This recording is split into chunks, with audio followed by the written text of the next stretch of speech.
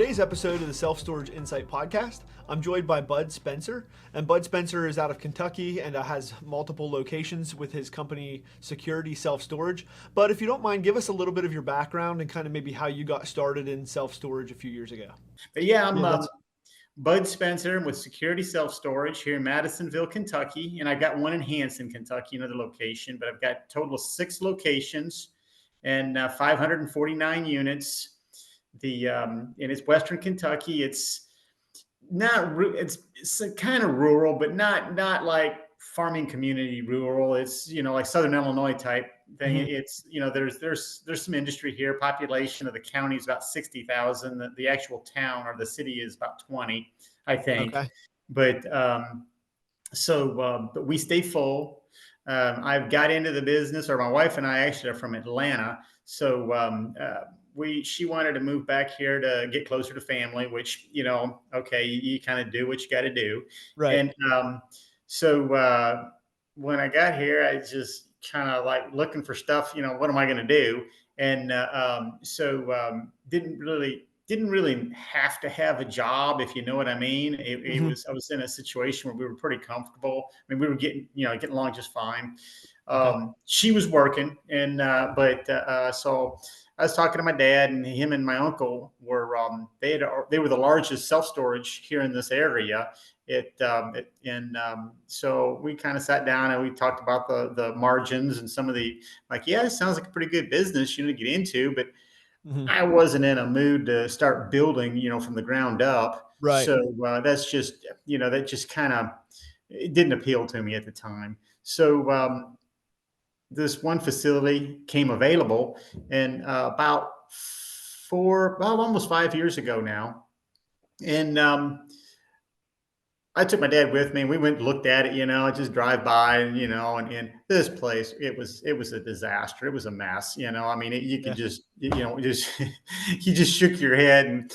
And then I kind of hawed around about it for a while, and I thought, okay, my dad advised me not to do it. He says, man, don't do it. It's going to be a huge mistake. So we Yeah. went ahead and did it.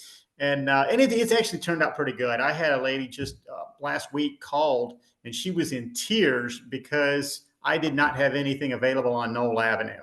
And she says, I Wow. don't want to go to Hanson. Yeah. So I said, well, That's I don't, but that's turned into one of my more popular places. And before, people would just say, absolutely, it was when we first bought it, they said, no way, I'm not, right. they just, the appearance, Yeah. but it's kind of a funny story. The guy that we bought it from, or the guy that actually owned it. Now, here again, I'm getting all my information, or did get my information like third party, but he was actually in prison.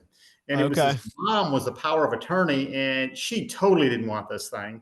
And she was just looking for anybody to take this thing off her hands. Mhm. So, and then I came around, and it's worked out. Actually, one location, we've added 5 buildings that we started with 3, and we Oh, went wow. ahead and we built 5 more on the property next to it. Okay. So So how many units do you have right now that you're managing currently?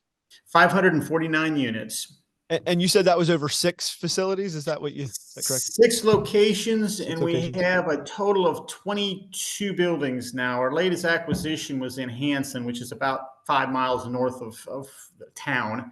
And Okay. that's where the Walmart is. So that's kind of where everybody knows it by. Mhm. Um, that was 3 months ago. So Okay. we purchased, and it was just 2 buildings on that property, and Awesome. it should be all right. It should work out pretty good. So Right. So yeah, with the 6 locations that you've purchased then over, I guess, what, the last 5 years, what has kind of been the biggest pain point as you continue to add new locations, or something that kind of sticks out to you as a headache as you go in to purchase a new facility, you know, to grow your business? as far as purchasing the facility, I've not really ran into anything that's nothing that we can't fix. Normally, the first question is customers ask me is what size you have available. Then it's the price, and then it's do you have security cameras. That's like always the third question. So that's what we're Okay. doing right now. Is there wasn't any electrical, so I got the electrical in. So now we're putting in security cameras. So that was my little project this morning, is working on that a little bit. So, Okay. But pain points is just kind of getting used to it, getting used to the customers, seeing what this one in Hanson is. There really wasn't a whole big deal. We're putting in driveways also over there because he had grass. It was just all grass. There was just really no gravel, and so I thought, man, this is going to be not good. So we're about a little over halfway through concreting all the driveways and that sort of thing. So when you purchase a facility like that, and I'm assuming there's some type of occupancy already, right? Do most of the tenants stick with you as you switch ownership, or do you see a big turnover in current customers that are there when you purchase?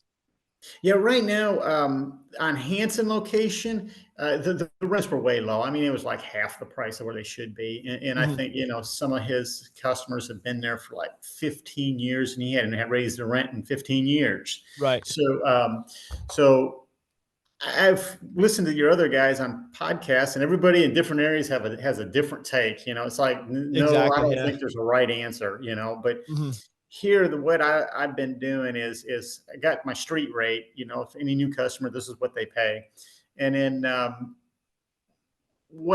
kind of look at who's paying what, and then what my street rate is, and then I split the difference. Like if they're paying $50 a month and it should be 90, I'll charge them 70, and I just shoot them a letter, say, hey, you're going up to 70, and I do it like on a slow go basis, like every week. I send out 2 letters, and okay. So just periodically moving tenants, not moving the whole facility at once. Right. And as they move out, that gives me time to kind of, extend my security cameras, extend the lighting, and just stuff like that. So where I'm not overwhelmed, with a bunch of move outs that I have to deal with. Yeah, for sure. Yeah, absolutely. I mean, like the second day that we bought the thing, one of my customers, I think I knew who it was, but I didn't see him. Just drove right into the gate, and I'm like, "Are you serious? We've only owned it 2 days." Right. So I spent the next 2 days fixing the gate. So so it's like stuff like that. You just kind of want to bide my time on these things. I'm not in any big hurry.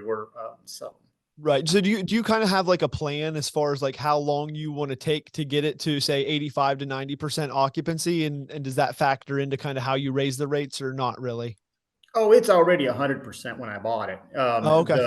And most of my facilities, except for one,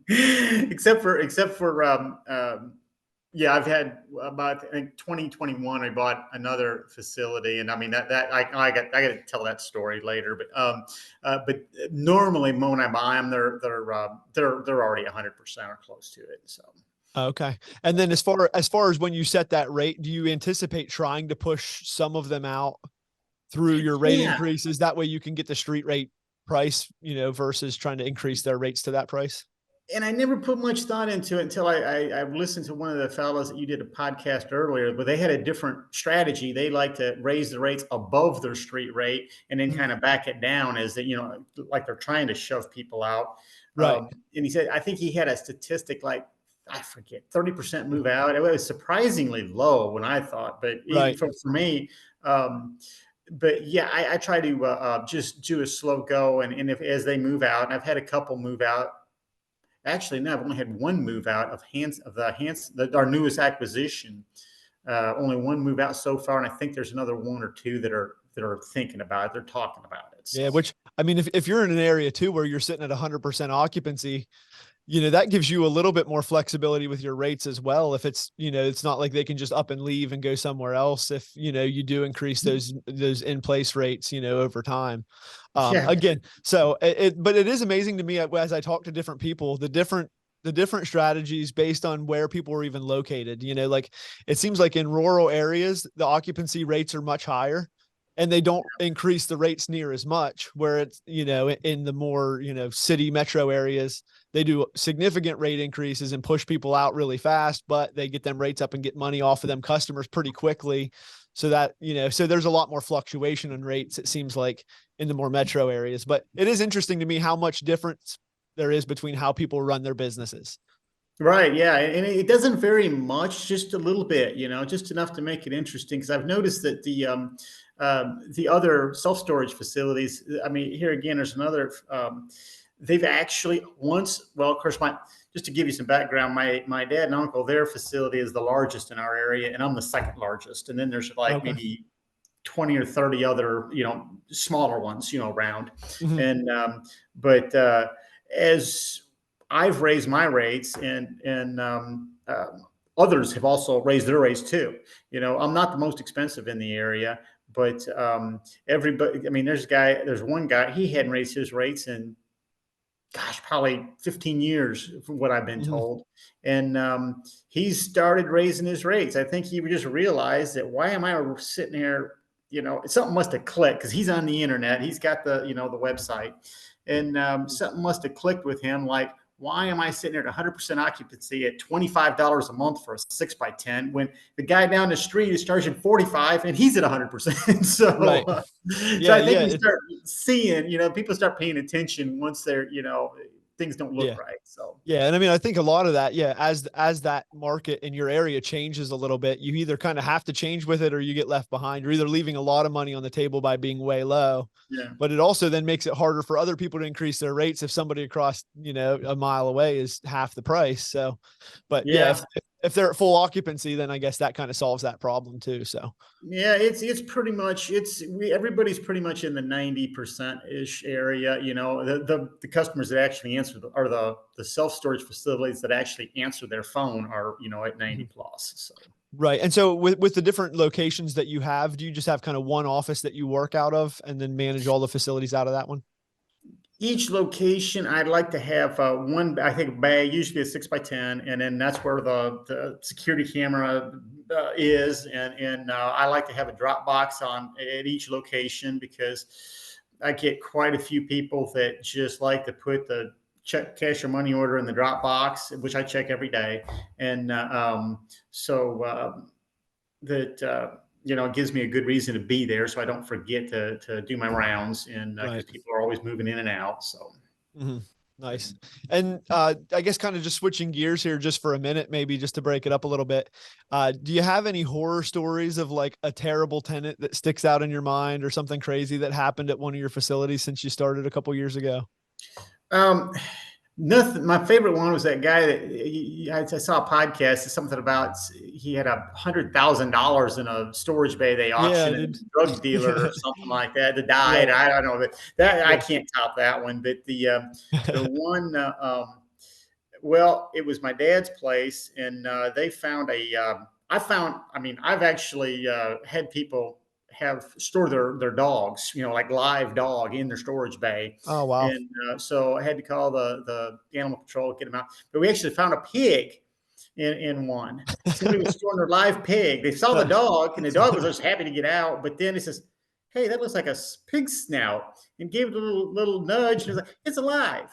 Called Oh, animal wow. control, and he says, "Well, where's the other one?" And he says, "What do you mean other one?" He says, "Well, we know the lady, and she's got two pigs." Oh, so, no. so never found the other pig. so, What in the world?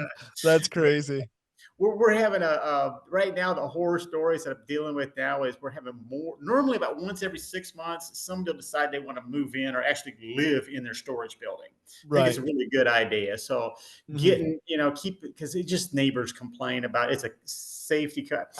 Right. My understanding is if I don't at least try to kick them out, I'm the one who gets the fine, and I'm the Okay. one that gets in trouble. Is so so I do, after the third warning, I usually, I'll call the cops, and they'll come right out and they'll knock Mhm. on the door. Hey, you can't live here. Right. And so that usually, and it's just last month I've had three of them that I've had to kick out like that. Yeah. And it's just really increased in the last month. I don't know why, but something's going on. But Yeah. Do you have anybody that runs any type of businesses like contractors that rent units or anything like that as well? oh yeah, several of them, and those guys, you can tell they're not living it. They're normal. Right. Most people I don't see every day, but the guys that, they'll come in there and they'll load up their fence or their paints or stuff like that. And I've got several of them that are like that. Yeah. Um, so, you know, and it's hard to explain the I've got a couple buildings where it's worked out well, that I've got some guys that actually, I think one guy, he actually builds speakers, like for custom speakers for automobiles, and he gets out there and he'll start sawing and stuff like that, and cleans up his mess and doesn't bother anybody. Nobody Yeah. complains. So I'm like, hey, Right. go for it, Yeah. So Awesome. So if I could ask you this question, I guess, as you're looking to purchase another facility or, another in your area, how are you kind of finding those deals, or how do you search out to find another facility that's going to go up for sale, or how do you make those connections, I guess, is what I'm asking. yeah, I mean, just looking on the internet, I've got 3 or 4 different websites that look at real estates for sale. It's and then of course putting the word out with realtors. The last guy actually, this one in Hanson, he just stopped by and said hey, and saw me, and we met up, and uh, yeah, we got it. It was just word of mouth, that one. But Mhm. I try to keep my eyes open. And seeing if there's a couple that I'm kind of wondering about here locally, that I'd kind of keep, I drive by it every day on my way doing my rounds. So one of these days, if they've got a property manager, so it's really kind of hard to get in and talk to the actual owner, if Right. you know what I mean. So Mhm. to get in a conversation, because I think just from the condition of the facility, they kind of, you saw it ramp up where they were doing a lot of repairs, and then now it's kind of ramping down again. So Right. I kind of got my eye on that one. I think I'm gonna hear about that someday. So Yeah. So just kind of keeping your eye open in the area as you're kind of looking for yeah, stuff. and Okay. since we're in a small area, we've got 6 units in the last, or 6 different businesses in the last 5 years. So word of mouth, people know that, hey, if you want to sell your facility, this is the guy you need to probably talk to. So Right. Yeah, I know. I see a lot of acquisition questions and stuff like that in groups that I'm in, where people are looking for facilities. And so then, yeah, I just wasn't sure what your strategy was there as far mhm. as, and it seems like you're mainly scaling in a very like keeping it pretty close proximity, Oh right? yeah. You're not looking to expand, across the state or out of state or anything like that. No, definitely not. If I can, keep it within an hour drive, maybe two, but definitely not no more than 2 hour drive away. That's for sure. So, and Mm. right now, most of the property you run across, especially people that are trying to sell it, it's just such a premium, and Mhm. they just Right. want way too much money for it. And when um, uh, I'm looking at return on investment. I don't need to, I don't need to buy a job, and Right.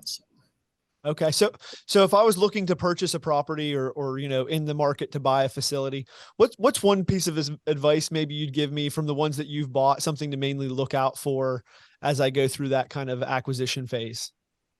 Well, the first thing is don't pay too much for it, because you're better off getting one that's a little downtrodden, rather than paying, in my opinion, than paying a premium for it and then trying to hope that you can recover your money by raising your rents. That's just not my. Some guys, I hear them, and man, I think, yeah, great, good luck, but that's just not the way I do it. It's just the risk of overpaying for something is just too high for me. I don't want to go down that road. Right. And so it seems like, yeah, it seems like your company, you have really good retention rates. Obviously, if you're sitting at 100% occupancy, is there anything that you do specifically to kind of drive those retention rates, or is it just from not raising rates, or do you do anything specific on that? No, I raise rates. I send out 2 letters a week, and I've got a little spreadsheet that I've built, and it's pretty, mom and pop looking spreadsheet, but it's just a list of who I rent it, and I've been doing this for a year and a half, and started out and say, okay, raise this guy's rent, and give them, most of them like 2 months notice, because I've Mhm. gotten yelled at before when it's like, I don't give them a notice, and because Right. there's some people on some pretty tight budgets.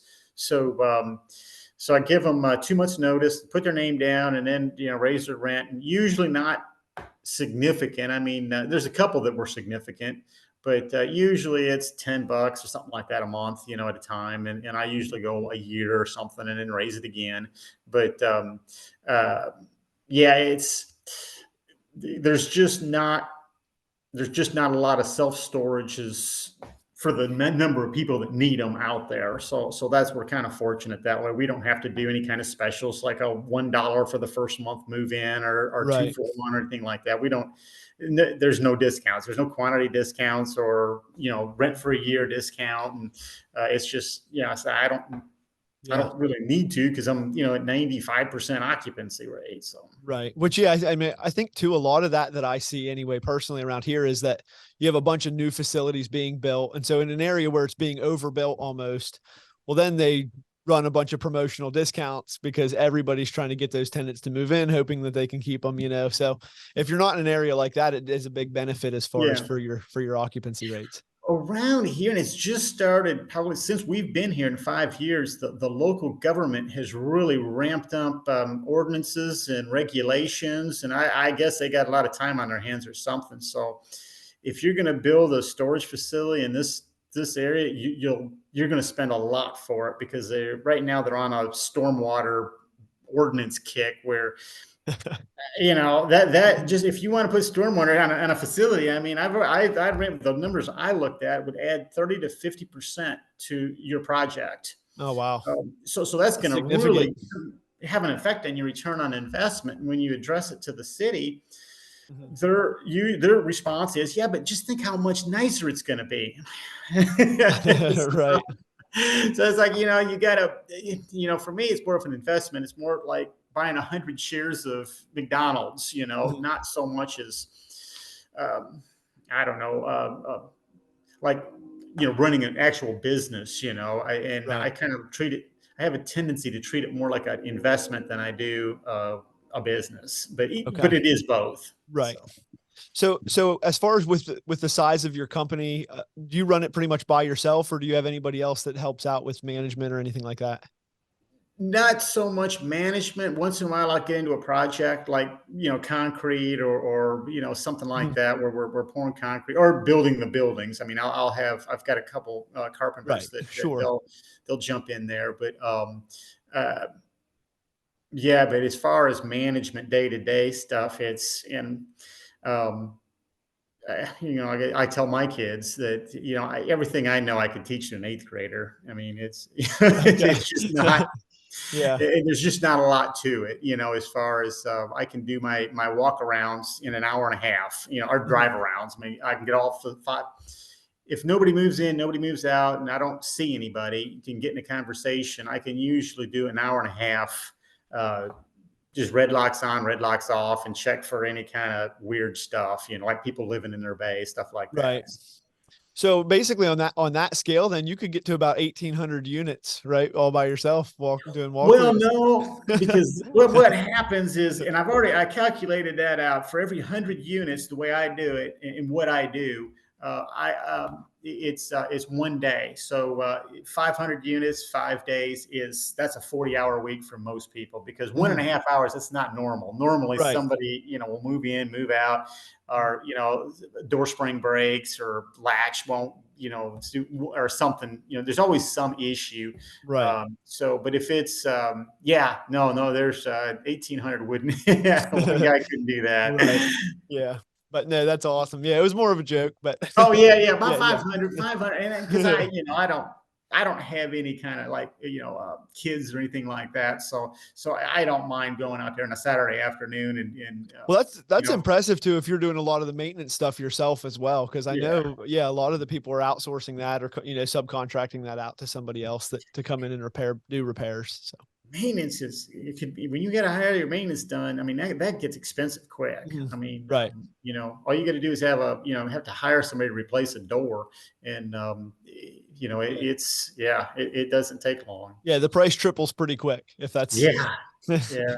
if it stops there. So I guess one kind of final wrap up question maybe for the podcast would be, so if I was looking to get into storage, looking to buy a facility, what or just even looking to get into the industry at all, what is kind of your main takeaway from the business so far, as from an investment perspective? Like, what do you feel like is the best part of this business? I'm just real nervous about paying a premium, and that's why we didn't start out like building a new facility, on a bare lot. That would have probably discouraged me, because I know how much it costs to build new facilities, and Right. there's a lot of unforeseen costs in there too. So Yeah, and then with a new facility too, you're sitting there for a while before you start to bring any income into that building as well.